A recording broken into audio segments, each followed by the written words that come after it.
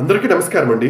తిరుమల తిరుపతి దేవస్థానం తిరుపతిలో నిన్న ఈ యొక్క వైకుంఠ ఏకాదశి పర్వదినాన్ని సందర్భంగా జారీ చేసే టికెట్ విషయంలో నిన్న తొక్కిసలాట జరిగి దురదృష్టవశాత్తు 6 ప్రాణాలు కోల్పోవడం జరిగిందండి. ఇది పుణ్యక్షేత్రం. మనం హిందువులు ఎంతో పవిత్రంగా పూజించేటువంటి తలచేటువంటి పుణ్యక్షేత్రమైనటువంటి తిరుపతిలో ఇటువంటి సంఘటన జరగడం అన్నది ఇది చాలా బాధాకరమైనటువంటి విషయం అండి.